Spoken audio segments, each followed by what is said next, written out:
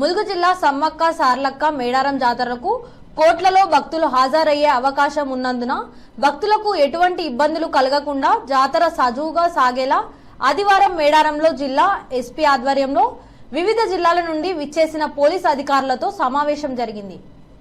ఈ సమావేశానికి ముఖ్య అతిథిగా పాల్గొన్న multi zone IG Tarun Joshi IPS మాట్లాడుతూ గత జాతరలో ట్రాఫిక్ విభాగానికి ఇన్ఛార్జ్ గా పనిచేసిన అనుభవం ఉందని, జాతరలో ముఖ్యమైన విభాగం ట్రాఫిక్ నిర్వహణ మాత్రమే అని అందరూ అధికారులు గుర్తుంచుకోవాల్సిన ట్రాఫిక్ మంత్ర ఒకటే.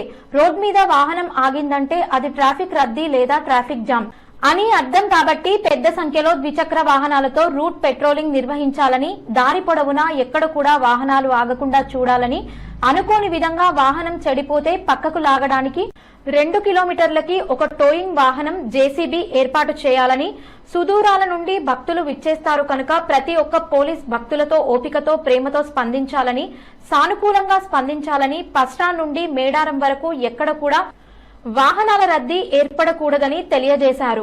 జిల్లా ఎస్పీ డాక్టర్ శబరీష్ ఐపీఎస్ ఉన్నత అధికారులకు పవర్ పాయింట్ ప్రెజెంటేషన్ ద్వారా జాతర పనులపై స్పష్టమైన వివరణను అందించారు.